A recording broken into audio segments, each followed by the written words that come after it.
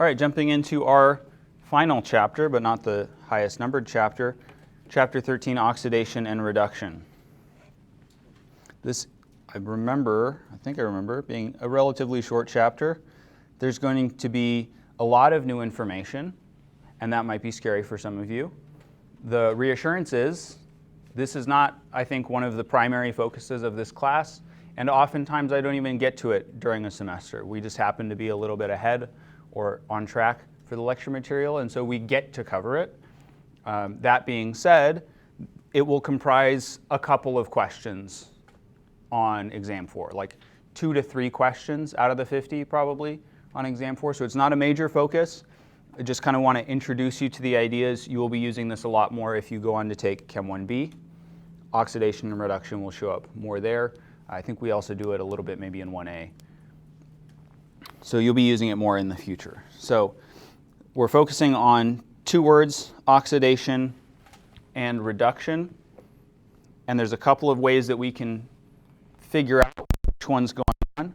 And there's a couple of definitions that we can use for them. So one definition of oxidation, this oxide part at the beginning, like oxide, gaining oxygen.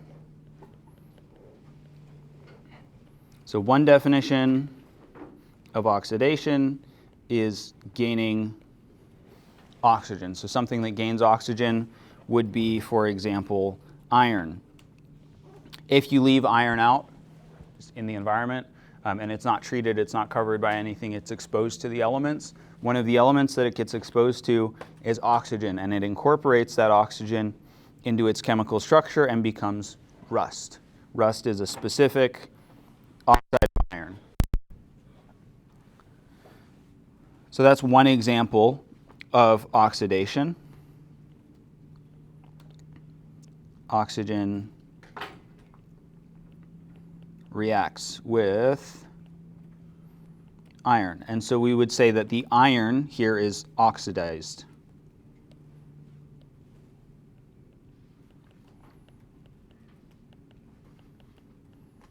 That would be a relatively slow oxidation process.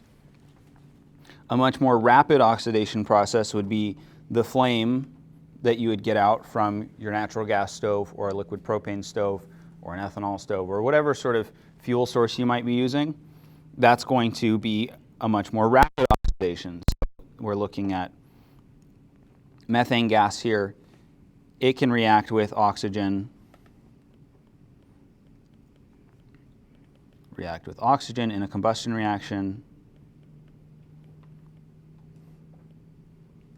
And the carbon is oxidized. If we look at the carbon on the reactant side, does not have oxygen. If we look at the carbon on the product side, it has oxygen. So it's gained oxygen, it's been oxidized. Reduction in this same mindset is the loss of oxygen. So oxidation and reduction are, in a way, opposites or complements. Not the saying nice things to people, but like matching pairs, yin-yang sort of idea.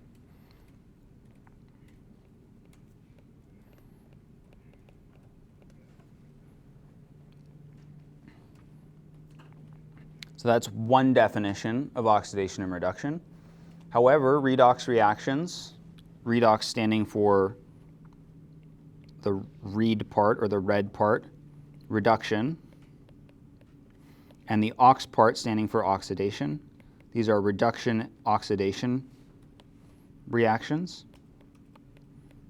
So redox reactions don't always involve oxygen, and so our definition of incorporating or gaining oxygen doesn't work for these reactions. For example, we could have lithium reacting with oxygen to form lithium oxide. That matches our definition from earlier. Our lithium is picking up oxygen, gaining oxygen, it's being oxidized. If we do a reaction with lithium and chlorine, this is also an oxidation-reduction reaction or a redox reaction. One of these two things is being oxidized, the other one's being reduced, even though there's no oxygen involved. So we need to expand our definition This is kind of like with acids and bases. We started with an Arrhenius definition. We expanded to our Bronsted-Lowry definition. We're doing a similar thing here. We're expanding our definition. And so more generally, oxidation is the loss of electrons. And reduction is the gain of electrons. These two things have to occur together. If something is losing electrons, those electrons have to go somewhere. And in chemical reactions, that means that something else is gaining those electrons. We don't just disappear electrons, at least in this type of reaction. If it was a nuclear equation or reaction, we might be able to disappear some electrons and turn them into energy. We're not doing that here. We're doing regular reactions. So if one substance loses electrons, undergoes oxidation, then another substance has to gain those electrons. And there's a couple of mnemonic devices for remembering these definitions of oxidation and reduction. The first one, this is probably the most popular, is oil rig. So oil, oxidation is loss. You have to remember that it's of electrons. That's why I put that in parentheses. And then rig, reduction, is gain, also of electrons. So that's one mnemonic device that we have for remembering these definitions. There's another one that involves a lion, not a tiger. The lion's name is Leo.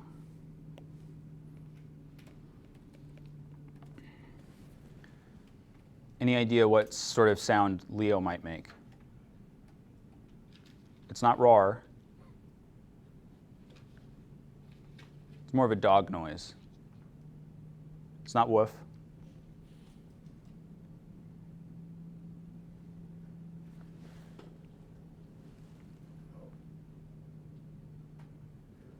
Grr. Leo goes grr. Leo the lion goes grr. And grr is spelled G-E-R. So this mnemonic device, losing electrons, oxidation. That's the Leo part, L-E-O. And then the grr part, gaining electrons, reduction. Two mnemonic devices. There's probably others out there, but these can be helpful ways to remember your definitions for oxidation and reduction.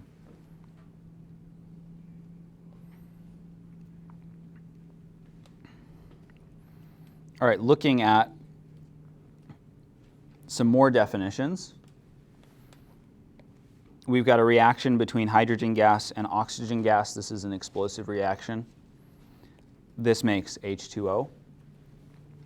In this reaction, hydrogen is oxidized. We know that it's oxidized, even though we don't have very much definition yet. We know that hydrogen is oxidized because it's gaining oxygen. So hydrogen is oxidized. That makes it the reducing agent. It is causing oxygen, which is being reduced, to be reduced. It's the thing that's doing that. Causes oxygen to be reduced. How do we know that oxygen is being reduced? Yes? Gaining electrons. It's gaining electrons. We can't show that it's gaining electrons yet. If hydrogen is being oxidized, what goes along with oxidation? It's the other thing. Reduction. If something's being oxidized, something has to be getting reduced. Since hydrogen is being oxidized, that means oxygen must be getting reduced, because those things go hand in hand. Those things go together. And the thing that's causing the oxygen to be reduced is the hydrogen. The oxygen, we've established, is reduced. it's gaining electrons, and that makes it the oxidizing agent. It's causing or causes H2 to be oxidized. This is a little bit like acid conjugate base, base conjugate acid. It's a little bit like that.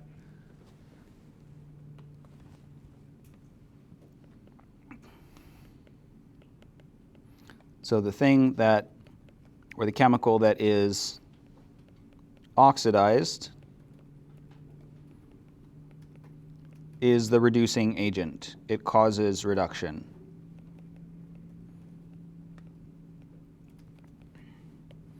And the thing that is reduced is the oxidizing agent.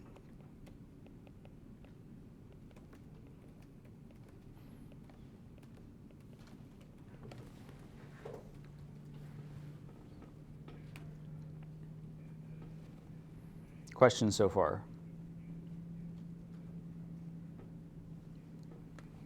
Arguably, this is not yet the sticky part of oxidation and reduction.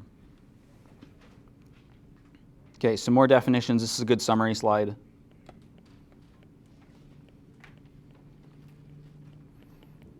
And I'll also throw on there Leo goes Gur. See previous slides for more of that.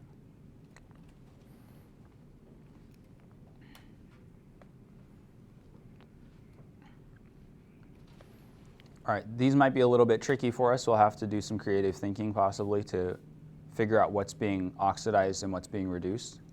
Let's start with arguably the easiest one, the one that I expect that we should be able to do, C. Let's figure out which of these two reactants is being oxidized and which is being reduced.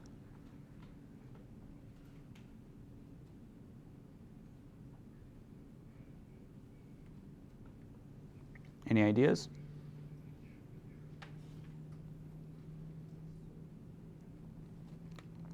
One of our definitions for oxidation is gaining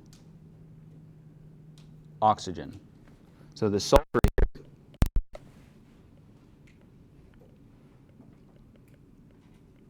gains oxygen. So sulfur is oxidized. Before, it didn't have any oxygens. After, it has oxygens with it. And then the complement to oxidation is reduction. So oxygen is being reduced. Any questions or confusions about that?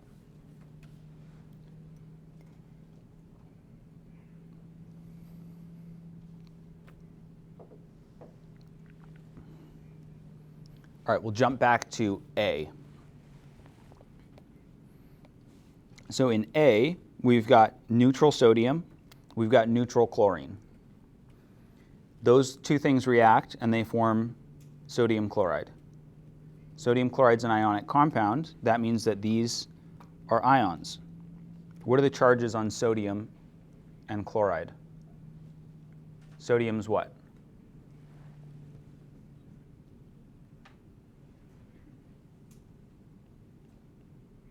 1 plus? It's 1 plus because it's an alkali metal. It's in group 1. It loses 1 electron and it gets that noble gas configuration like neon.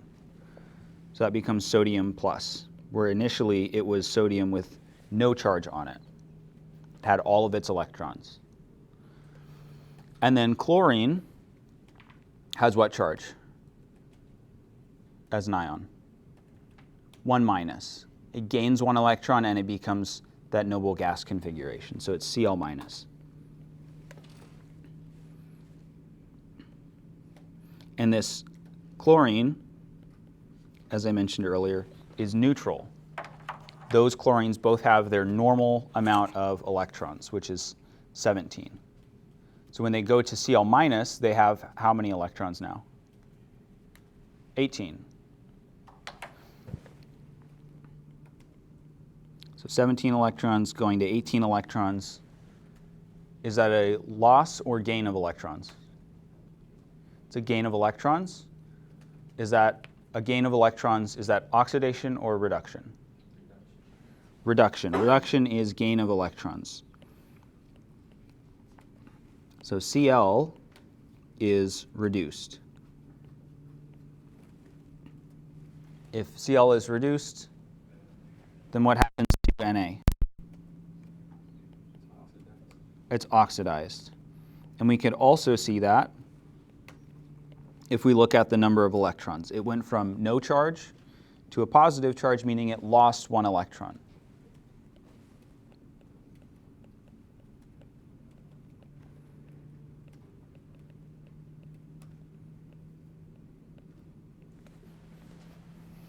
So leveraging our oil rig, our Leo goes Gur definitions, thinking about the electrons in terms of oxidation reduction.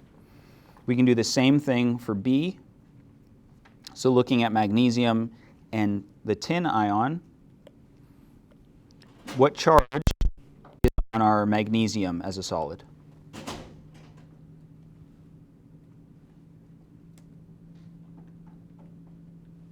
What charge does this magnesium have?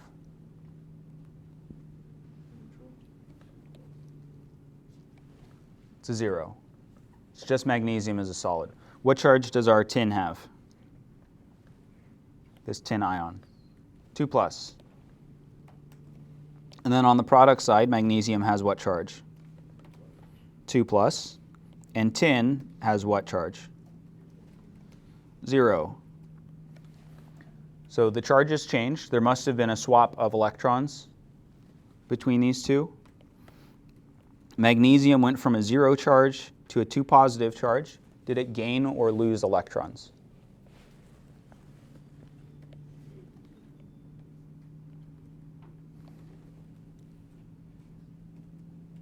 Think through the double negatives. Did we gain or lose electrons? It lost 2 electrons. So what is that, oxidation or reduction? Oxidation.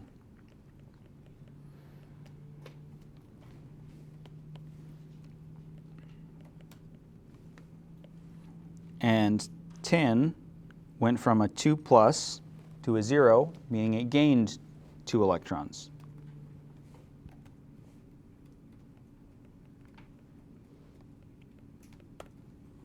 Which is reduction.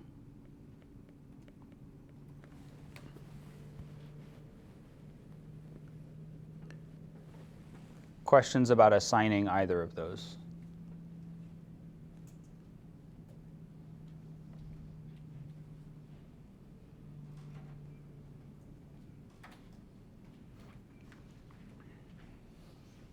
All right, a couple more for us. These are actually the same as before. We want to now, though, identify the oxidizing agent and the reducing agent. So let's copy in our answers from the previous problem. Sodium is oxidized. Chlorine is reduced. Magnesium lost electrons, so that's oxidized or undergoes oxidation. And the tin is reduced. Sulfur is oxidized. Oxygen is reduced. So the sodium is oxidized. What caused it to be oxidized?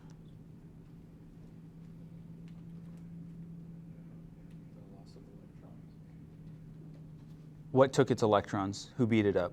Who stole its lunch money? Chlorine. So chlorine, which was reduced, is the oxidizing agent.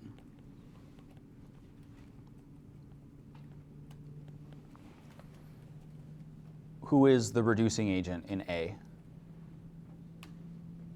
Sodium.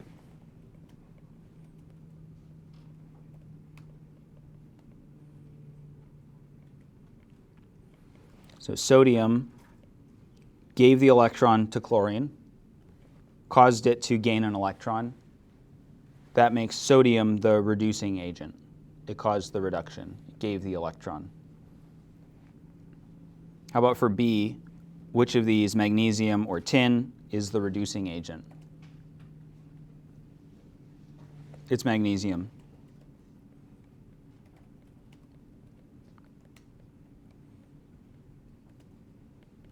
And which of these in C is the oxidizing agent? Is it sulfur or oxygen? Oxygen is the oxidizing agent.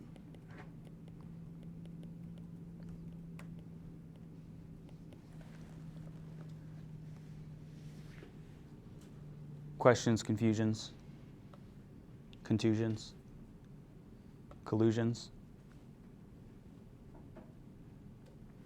All right.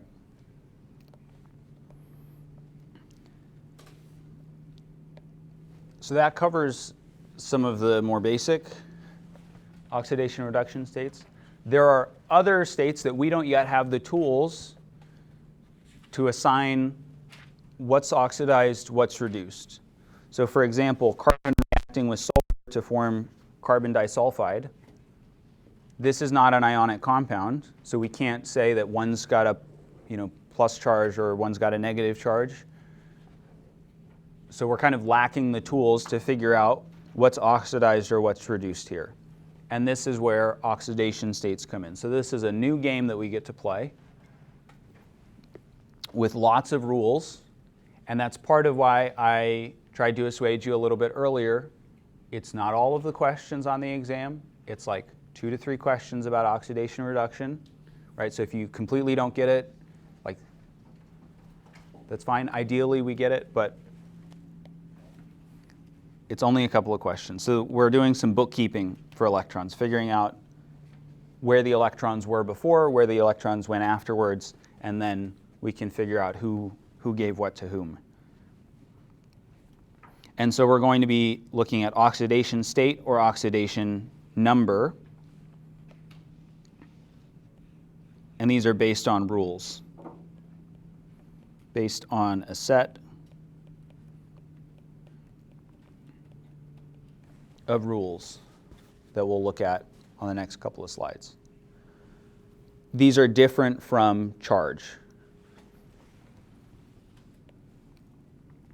in some cases. So charge, let me do an example with it too. For ionic charge, we write the number first and then the plus or minus after it. For oxidation state, or ox state, we write the plus or minus first and then the number. So that's the very minor pedantic way of distinguishing between the two. The easiest way to assign oxidation numbers is to just simply follow these rules. Easy. So a couple of our rules, these rules work in order generally. So the oxidation number of a pure element is 0. So anything that's just in its normal as an element form, it's got a charge of 0. So sodium as a metal has a 0 oxidation state. Hydrogen as H2 gas, since horses need oats for clear brown eyes. Hydrogen exists normally as H2, so it also has an oxidation state of 0.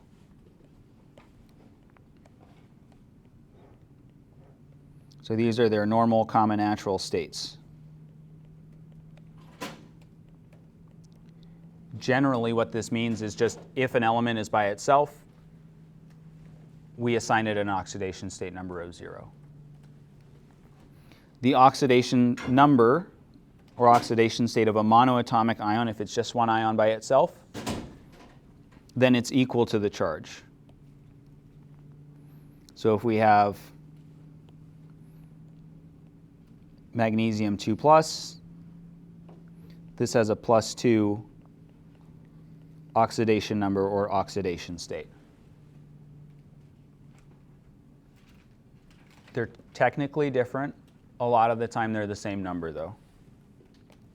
Sodium has a 1 positive charge, it has a +1 oxidation state. Chloride has a 1 negative charge, is a -1 oxidation state. If we've got a compound, so multiple things together, either ionic or not, then the charge is equal to, or the oxidation number is equal to the charge.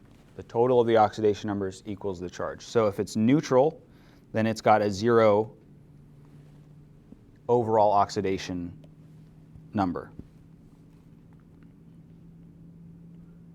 So this example, magnesium nitride, we have an overall oxidation state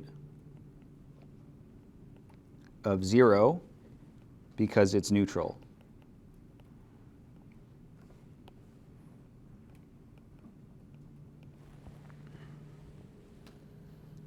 If it was an overall +1, for example, if we have ammonium, a polyatomic ion, this has a +1 oxidation state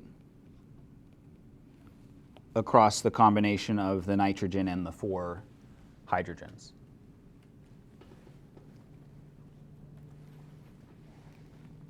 And then how we got some of these values in the magnesium nitride. In compounds, group 1 metals have a +1 oxidation state, so things that are in that first column on our periodic table are alkali metals.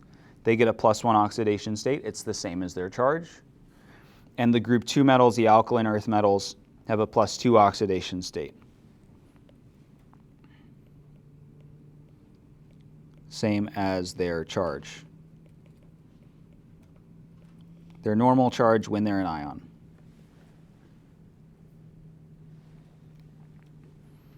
And then nonmetals get assigned oxidation states based on another table. So unfortunately, this is not all the rules. There's more rules, but this is a good start. So the general rule of thumb, right, if we wanted to really, really boil this down to its most basic, its bare minimums, right, anything that's got a charge so far, it's got the same oxidation number. So the number for the charge, the number for the oxidation number, those are the same. And that kind of covers our bases. So for sodium and hydrogen, they've got 0 charges. They're by themselves, so they get an oxidation number of 0. For things that are charged, like our sodium and our chloride, +1, -1, it's the same as their charge. And then in the magnesium nitride, the overall charge is 0. We don't have an ion charge there. So the overall for magnesium nitride for the oxidation state is 0. For our ammonium, we've got a 1+ charge overall. So we get a 1+ or a +1 oxidation state overall.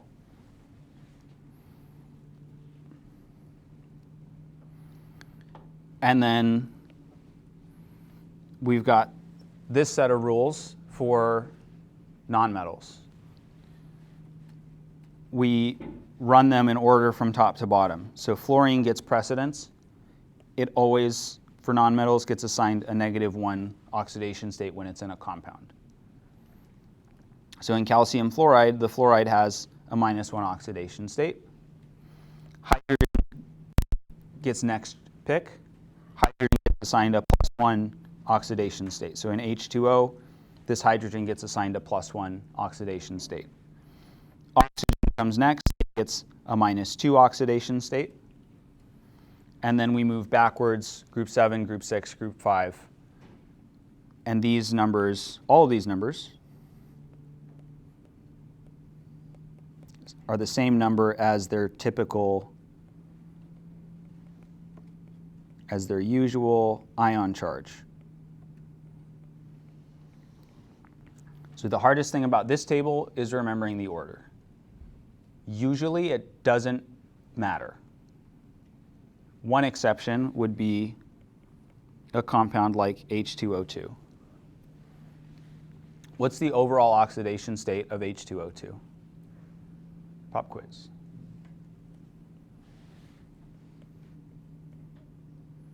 What's the charge on H2O2?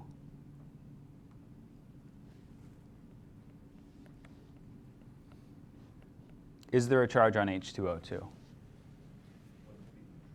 It's neutral, which means it has a 0 charge.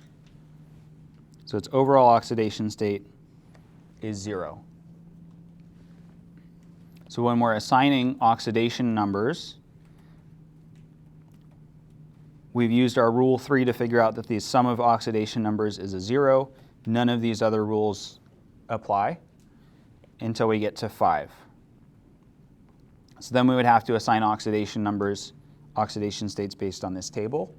We don't have fluorine. We do have hydrogen. Hydrogen's higher on the list than oxygen. So we assign hydrogen a +1.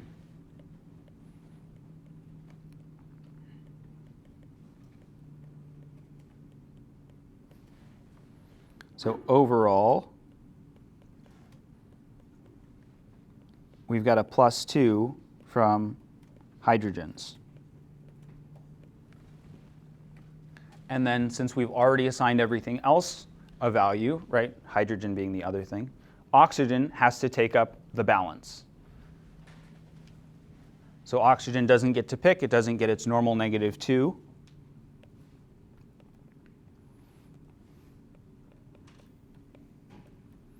So oxygen is forced to be -1. So this is an example of this hierarchy causing things to have different numbers. It's not usually the case, so the hierarchy part, the like going top to bottom, usually doesn't matter. This is one of the cases where it does matter. I just wanted to give you an example of what that might look like. Do we have questions about oxidation states, oxidation numbers?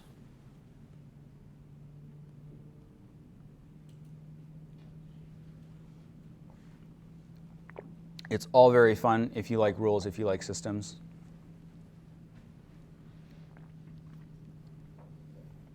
But it is kind of like learning a new strange board game that your friend likes to play. That would be me in this case. I think it's kind of fun. All right, so let's assign oxidation states for each atom in each of these substances. First up, we've got chlorine. How does chlorine normally exist? Naturally exist? Is it Cl or Cl2?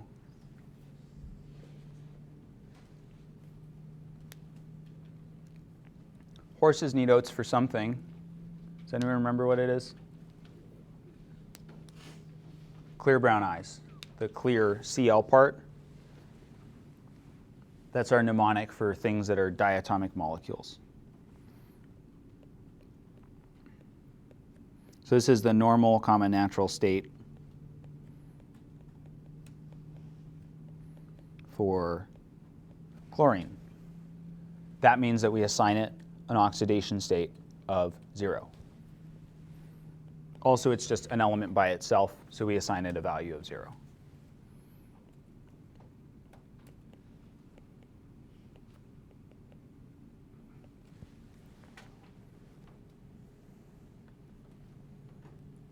So those ones are pretty easy generally. We've got a compound for B. This is not an ionic compound. It's germanium oxide. So we have to assign some oxidation values. What is the overall oxidation state for this compound? It's the same as the charge.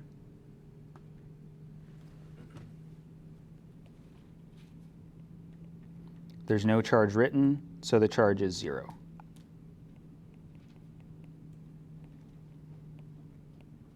So 0 charge. Overall, 0 for the oxidation state. We still have to assign germanium and oxygen oxidation state numbers. So we're going to go to our list. Like before we invoked this rule 3, we've got a sum of oxidation numbers of 0 for a neutral molecule. We don't have a group 1 or group 2 metal, so we skip rule 4. We go to rule 5, and that's our little table. So we've got fluorine, hydrogen, oxygen, group 7A, group 6A, group 5A, and germanium would be in group 4A, so it's not on our table. So we're going to give oxygen its preferred -2 oxidation state.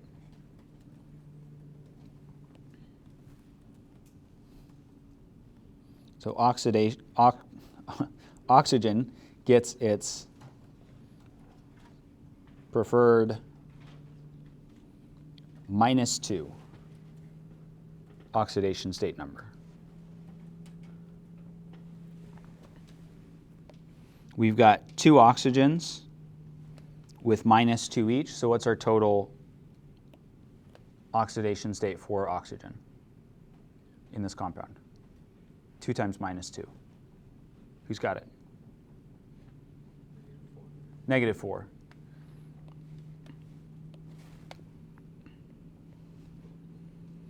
Our germanium here has to balance out this -4. What does germanium have to balance out -4? To be the opposite of -4.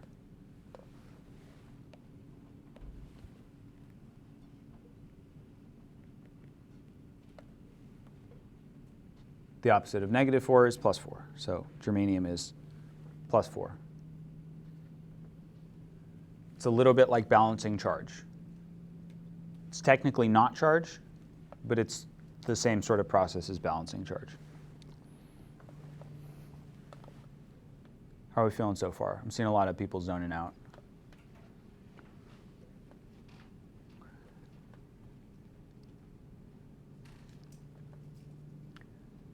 Is it Friday? I mean, it's my Friday, but okay.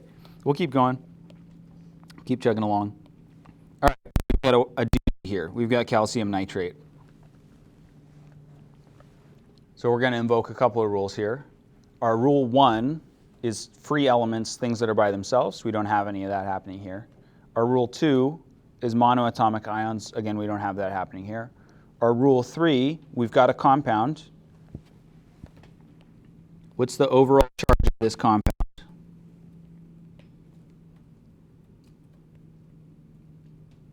It's 0 again.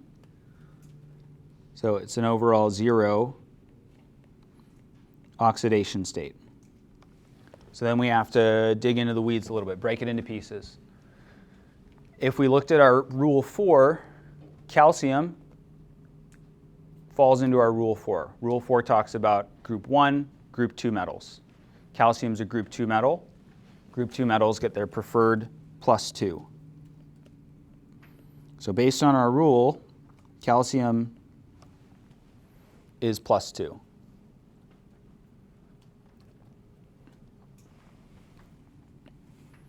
If we split this ionic compound, we could also figure out that nitrogen is a minus, or nitrate is a -1 charge, or balancing out this +2 with 2 nitrates, we would also get that. So nitrate has NO3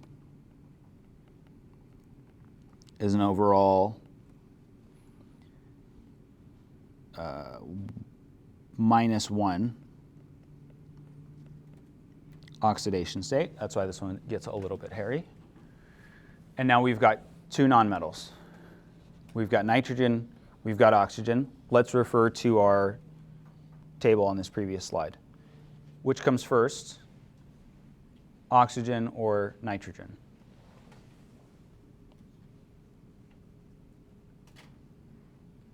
Which is higher on the list? It's the answer you think it is. It's oxygen, right? Oxygen's our third entry. Nitrogen would fall under this group 5A, like with this ammonia example. So oxygen gets its preferred -2.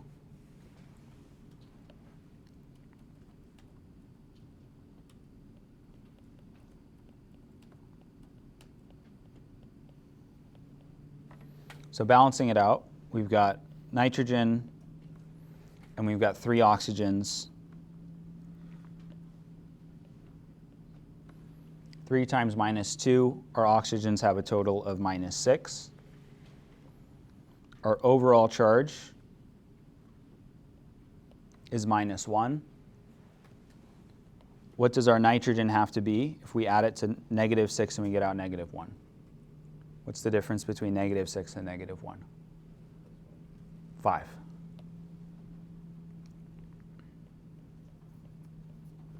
So nitrogen is positive 5. So we'd label these +2, -2, +5.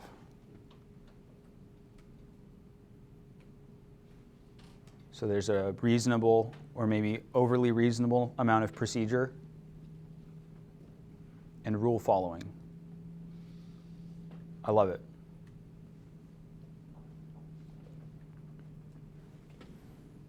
I'll give you a chance to try H3PO4. Give that one a shot.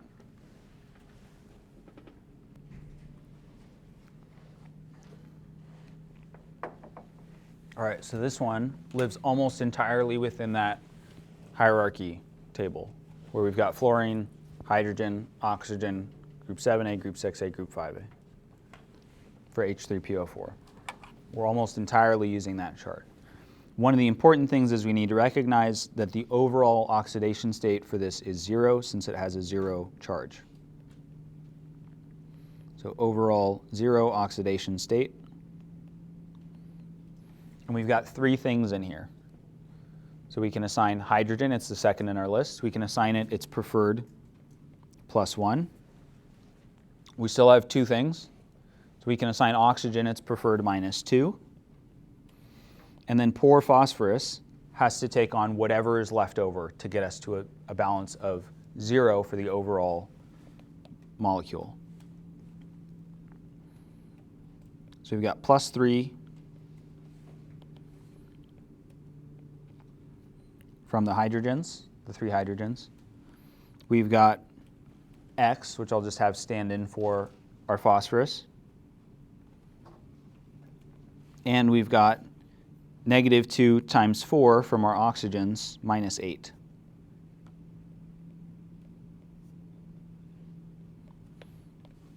So +3, -8, x - 5 = 0. So x equals +5, meaning that phosphorus has a +5 oxidation number.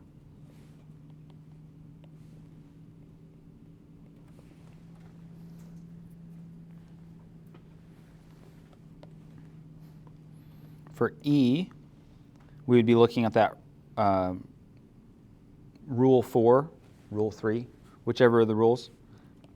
We can assign magnesium a +2, that's its preferred oxidation state, its preferred oxidation number, and oxygen then carries a -2, which is also its preferred oxidation state. Questions about assigning any of these oxidation states?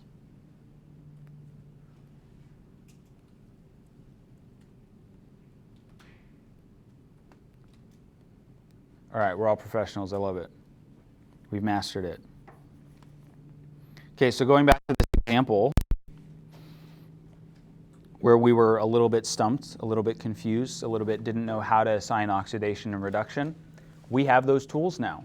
So we can assign oxidation states for our carbon and our sulfur. Those are by themselves on the reactant side. And so their oxidation numbers are 0. Easy peasy. And then we get to the product side. We've got a compound. This is going to have an overall 0 for our oxidation state numbers. And we have to choose which to assign first, carbon or sulfur. If we go back to this table, fluorine, hydrogen, oxygen, group 7A, group 6A includes sulfur. So we assign sulfur a -2. So sulfur gets a -2.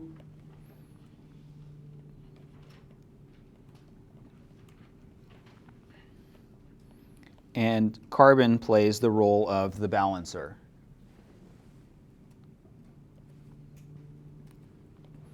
Overall, between our 2 sulfurs, we've got 2 times -2.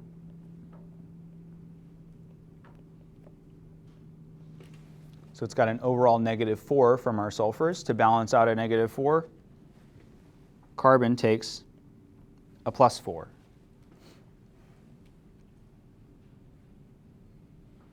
Questions about assigning those values? So with oxidation states, we can come up with a couple of new, they're not really new, but we can come up with some other explanations for oxidation and reduction. So oxidation is an increase in oxidation state.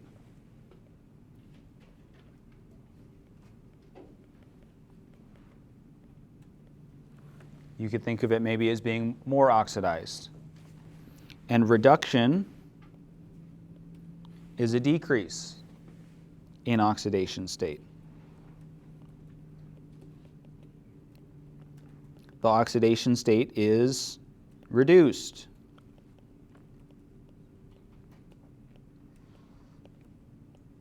Or decreases. I think that's the easier way to remember these rules. So which of these, carbon or sulfur, was oxidized, underwent oxidation?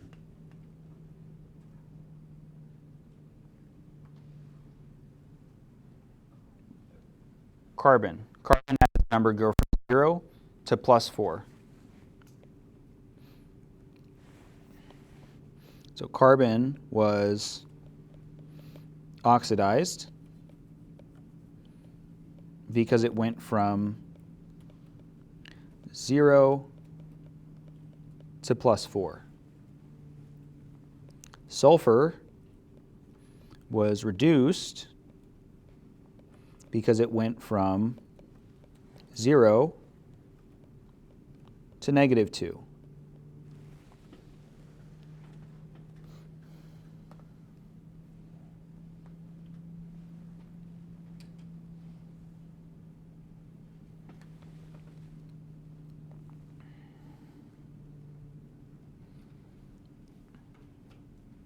So we could do a problem that looks kind of like this, where we use oxidation states to identify the elements that's being oxidized and the one that's being reduced in this redox reaction.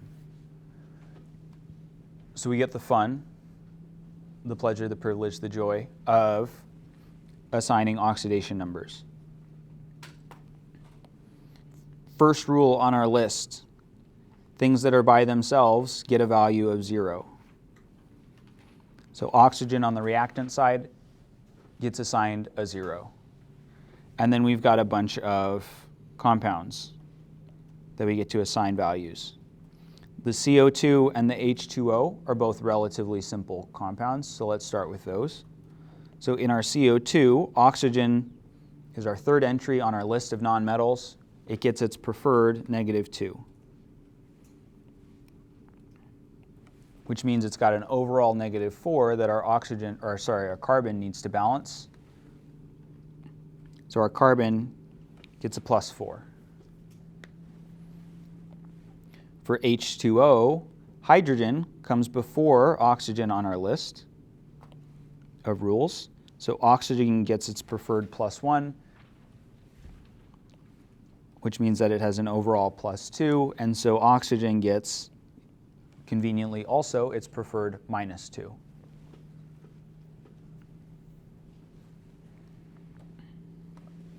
And then we've got our last one here to figure out, our C3H8. We're still looking at our list of rules, our positive and our negative charges. Hydrogen is number 2 on our list. It gets its preferred +1. So we've got an overall +8 for hydrogen. Our 3 carbons need to take the balance. So our 3 carbons combine to have -8.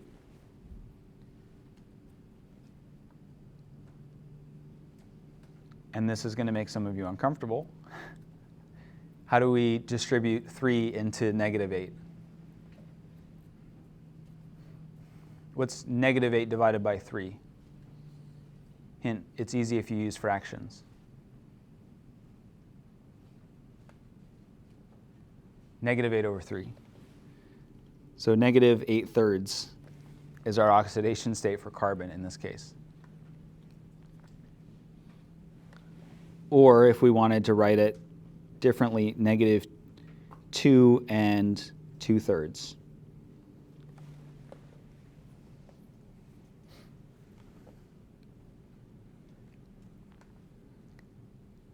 Then what we need to look at, right, we've got our oxidation states assigned.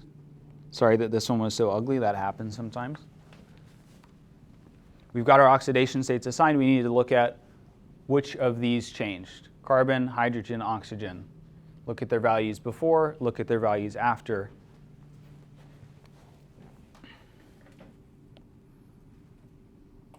So for carbon, before it was a negative 8/3 gross. After it was a +4.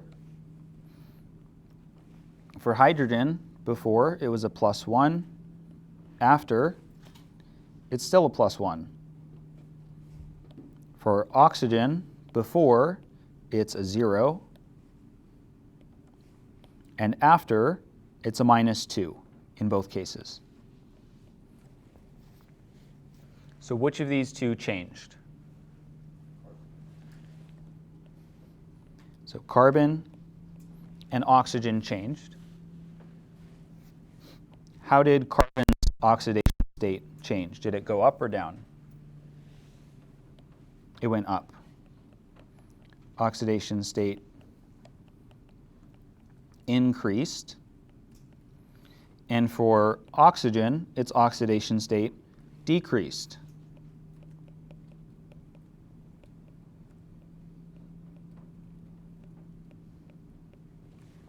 What's another way that we could say that it decreased? It reduced, so that's reduction. And the other one, our carbon, the oxidation state increased, that is oxidation.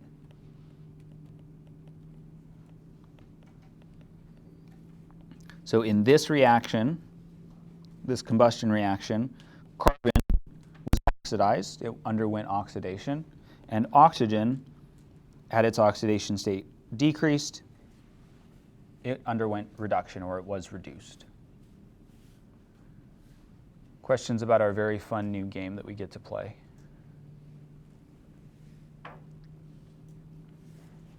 All right, another topic that we talk about in this chapter is the activity series. This is something that we're doing right now in my Chem 1B class. We're using this activity series. And they don't like it. They're not happy about it. A fun example of this, though, is that you can make a battery from a lemon or a potato. If you've got lemon, it's got some lemon juice in it, you can put some zinc metal in on one side, and you can put some copper on the other side, connect a wire between the two, and you've made a very small battery. I don't think it lasts particularly long. I think the same thing is true for the potato battery. It doesn't last for very long, but you can power like a small LED light with it. You can also, if you want to, apply a voltage to a circuit with a copper strip in solution, and you could add copper to some other metal, but you have to add electricity in. And the reason for these having different behaviors has to do with the activity series of metals. So this is just like a big long list of metals in order of decreasing tendency to lose electrons.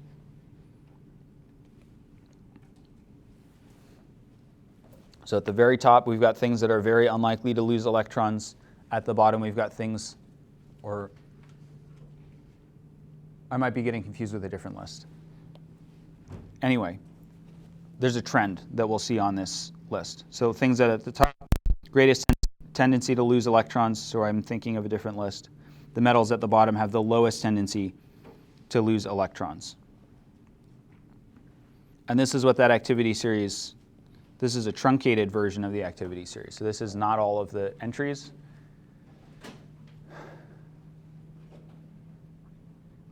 Imagine if I said you had to memorize that. You don't, by the way. That would be cruel and unusual. So the way that this works is half reactions at the top are most likely to occur in the forward direction, aka as written.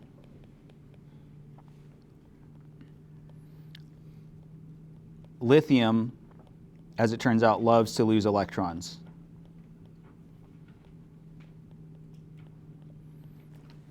It's in our group 1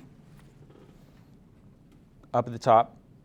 Our group 1 metals like to lose electrons relative to other things on the periodic table. So that might be a way that you remember that. Fluorine's not on here. It would be somewhere lower on the list. But that's, I would say, how we might remember this. Lithium likes to lose electrons. It wants to proceed in that forward direction.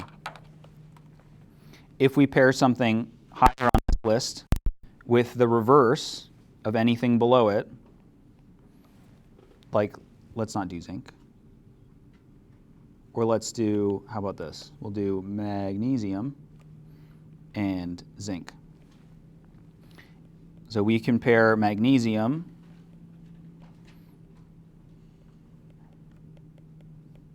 with the reverse of zinc, which is below it, and this will be spontaneous. Occurs without outside energy. Or just, it'll happen. So the reverse would be zinc 2 plus 2 electrons goes to zinc metal. And we could cancel these electrons out and add these together. Zinc ion will react with magnesium to form magnesium ion and zinc. That will happen. You don't have to put any electricity in or any energy in. Gold is very low on the activity series. It's all the way down here. That means that gold is very unlikely to proceed in this forward direction.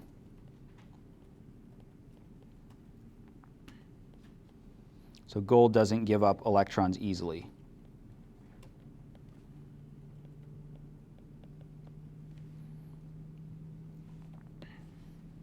Which means that it doesn't oxidize and it resists tarnishing and corrosion very well.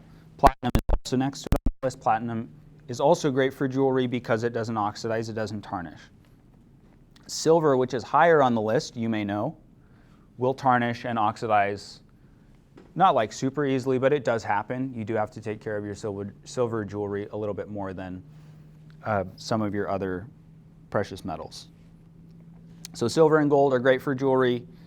If you tried to make a ring out of lithium, that would be a really bad idea because as soon as it gets wet, it would start reacting violently. You'd probably burn yourself just putting it on your finger, and then it would be gone pretty quick. So don't make lithium jewelry. It's a very bad idea.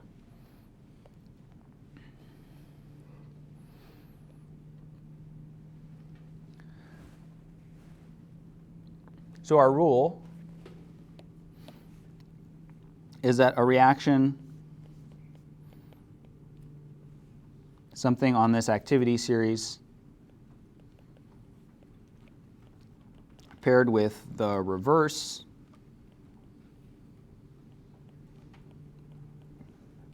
of a reaction below it,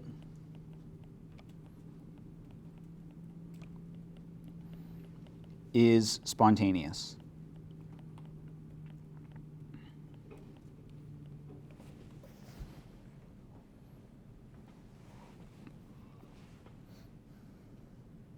We want to figure out whether each of these redox reactions is spontaneous. So we're looking at aluminum and zinc. Find aluminum and zinc on our activity series.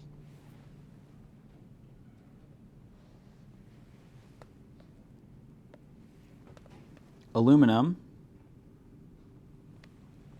is right there, red underline, and zinc is right there, red underline. Which of these, the aluminum or the zinc, is in the forward direction in A? The aluminum. secretly this zinc is a zinc 2+, and this aluminum is an aluminum 3+.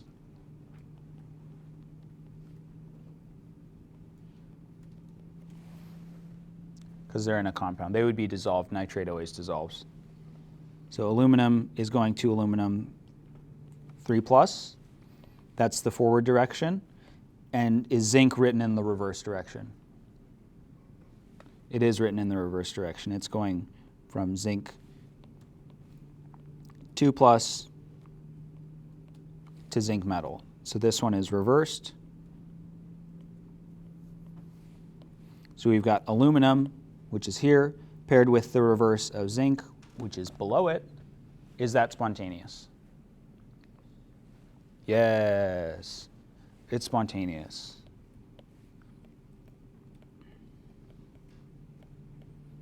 Great, so that one's spontaneous. Please do the same process for B with iron and zinc.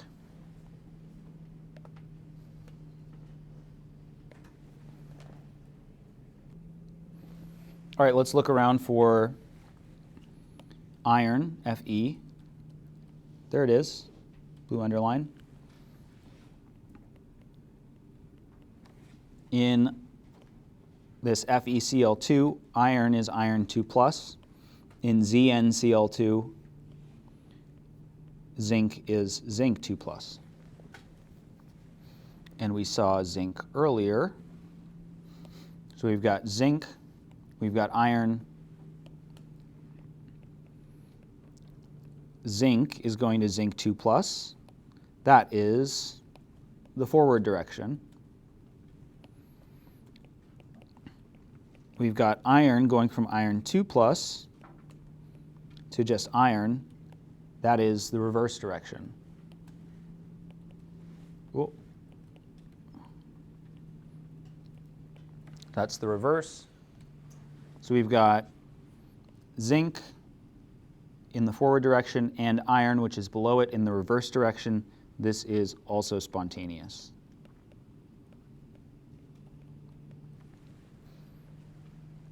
Questions about either of those?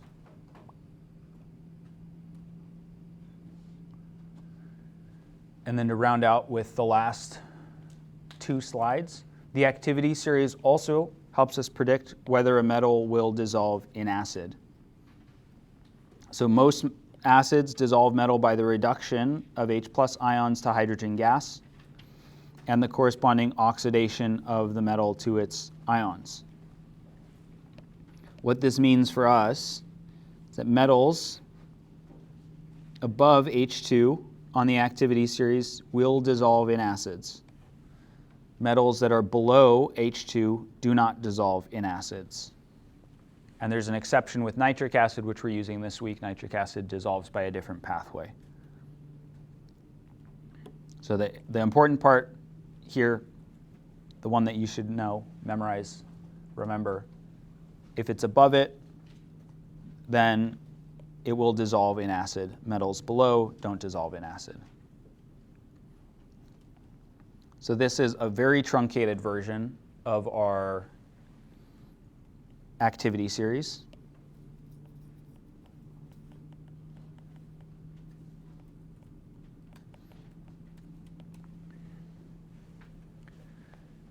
If you get lost on this part, all right, we've got H2. What you would need to remember is that H2 is our checkpoint. Things that are above will either dissolve or not dissolve. Things that are below will either dissolve or not dissolve. They're going to be opposites. Things that are above, things that are below, those will be opposites. And the one that you might remember is that gold does not dissolve in acid.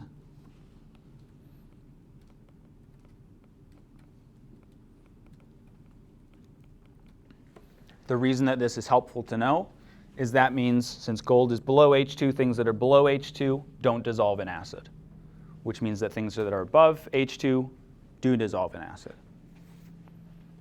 So that could be your, if you don't remember that boxed in blue text, if you don't remember that, this would be your get out of jail card.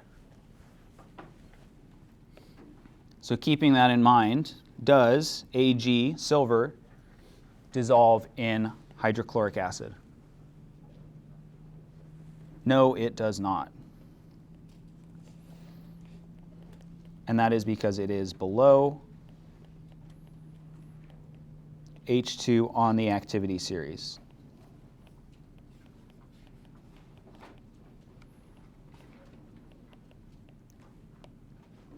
Does manganese dissolve in acid? It sure does. Manganese dissolves in acid. Another one that you might remember, this might also be your get out of jail free card. Magnesium, we dissolved in acid in a lab, right? We did that in lab. You've done this. So you know, if you can remember back to that lab, the production of hydrogen gas lab, magnesium does dissolve in acid. Things that are above H2 dissolve in acid. Okay, any questions about this whole chapter? Because we did the whole thing, we made it. Okay, great. Then we're done.